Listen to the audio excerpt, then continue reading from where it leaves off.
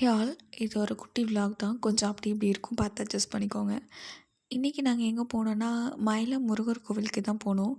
இது வந்து விழுப்புரம் டு பாண்டியில் இருக்கவங்களுக்கு கொஞ்சம் தெரிஞ்ச கோவில். இங்கே ஏரியாவில் இது கொஞ்சம் ஃபேமஸான கோவில்.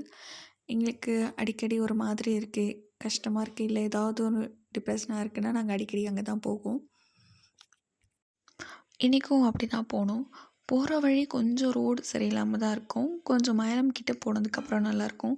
இதுக்கு முன்னாடி இந்த ரோடு வந்து 2 சைடும் மரம் கவர் ஆகி செம்ம சூப்பராக இருக்கும். இப்போ ரோடை பெருசாக்குனதுனால மரம் ஃபுல்லாக வெட்டி வெயில் வெளுத்து கட்டுது. நாங்கள் இருக்கிற இடத்துலேருந்து இது எங்களுக்கு ஒரு 1 ஹவர் ட்ராவலில் தான் இருக்கும். ஸோ எங்கேயாச்சும் போகணும் அப்படின்றப்போ நாங்கள் மயிலம் வந்து சூஸ் பண்ணி ஜாலியாக கிளம்பிடுவோம். டூர் சுற்றி பார்க்குற மாதிரி சுற்றி பார்த்துட்டு போக ஆரம்பிச்சிருவோம். கீழே இருந்து மேலே கோவிலுக்கு போகிறதுக்கு 2 வழி இருக்குது. ஒன்று, நம்ம கீழே அடிவாரத்தில் வந்து பைக் பார்க் பண்ணிவிட்டு ஸ்டெப்ஸ் வழியாக நடந்து போகலாம். ஸ்டெப்ஸ் ரொம்ப அதிகமாகலாம் இருக்காது, கொஞ்சம் கம்மியாக தான் இருக்கும்.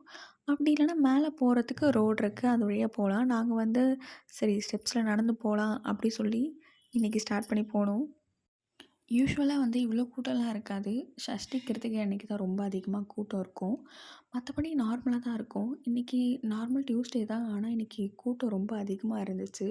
நார்மல் லைன்லேயே ரொம்ப நேரம் வெயிட் பண்ணி சாமி பார்க்குற மாதிரி இருந்துச்சு. ஆனால் நல்லா இருந்துச்சு இன்றைக்கி. இந்த கோவில் வந்து எங்களுக்கு ரொம்ப ஸ்பெஷல். ஏன்னா எங்களுக்கு கல்யாணம் நடந்தது இந்த கோவிலில் தான். முக்கியமான டெசிஷன்ஸ் இல்லை ரொம்ப சோகமாக இருக்கிறப்போ, ஏதாவது சரியில்லை அப்படி ஃபீல் பண்ணுறப்போ அடிக்கடி நாங்கள் கிளம்பி இந்த கோவிலுக்கு வந்துடுவோம். வரதே எங்களுக்கு வந்து டூர் சுற்றி பார்க்குற மாதிரி இருக்கும். வந்து பார்த்துட்டு கொஞ்சம் நேரம் இருந்துட்டு ஜாலியாக இருக்கும். இங்கே ஃபுல்லாக குரங்கு நிறையா இருக்கும். யார் எந்த டேரக்ஷன்லேருந்து வந்து நம்மளை அட்டாக் பண்ணுவாங்கன்ற மாதிரி இருக்கும். எப்போ வேணால் எப்படி வேணால் அட்டாக் பண்ணுவாங்க. இந்த இடத்துல தான் முருகர் வந்து ஒரு சித்தருக்கு காட்சி கொடுத்தா சொல்லுவாங்க. அந்த சித்தருக்கு வந்து ஒரு ஜீவ சமாதி மாதிரி இங்கே இருக்கும். ஆனால் அது இன்றைக்கி க்ளோஸில் இருந்துச்சு. கோவில் வரலாறு அதை பற்றி எனக்கு அவ்வளோவா தெரியாது. ஆனால் இங்கே வந்தால் கொஞ்சம் நல்லாயிருக்கும், சந்தோஷமாக இருக்கும். நாங்கள் போகிறப்ப நிறைய குரங்கு இருந்துச்சு. ஒருத்தனை அட்டாக் பண்ணி ஜாலியாக விளையாடிட்டு இருந்தானுங்க. நாங்கள் வீட்டில் ஒரு 9 அந்த மாதிரி தான் கிளம்புனோம். ஆக்சுவலாக ஆஃபீஸ்க்கு கிளம்பிட்டோம். ஆனால் மைண்ட் செட் சரி வரல. சரி இன்றைக்கி ஆஃபீஸ் போக வேணாம் சொல்லி லீவ் போட்டுட்டு மயிலத்துக்கு அப்படியே கிளம்பிட்டோம். ஒரு 9 கிட்ட கிளம்பி ஒரு 10:15க்கெலாம் இங்கே ரீச் ஆகிட்டோம். உள்ளே வந்து சாமிலாம் பார்த்துட்டு ஒரு 11 வெளியே வந்து கோவிலில் ஜாலியாக சுற்றி ரவுண்ட் அடிச்சுட்டு அதுக்கப்புறமா திரும்பி போகிறப்ப தான் கொஞ்சம் லேட் ஆகிடுச்சு. யூஸ்வலாக எங்கள் ஏரியாவில் சுற்றி இருக்கவங்களுக்கு வந்து கல்யாணம் முருகர் கோவிலில் பண்ணுறாங்கன்னா அவங்களுக்கு வந்து மயிலம் தான் சூஸ் பண்ணுவாங்க. ஏன்னா கிட்ட இருக்கும். அதுவும் இல்லாமல் இது நம்ம ஊரில் தான் இருக்குது அப்படின்ற மாதிரி ஃபீல் இருக்காது. நாம் எங்கேயோ வெளியில் வந்து இருக்கிற மாதிரி இருக்கும். சுற்றியும் செம்மையாக இருக்கும். இன்னொரு பைக் போகிற ரோடு வந்து இதை விட இன்னும் ரொம்ப அழகாகவே இருக்கும்.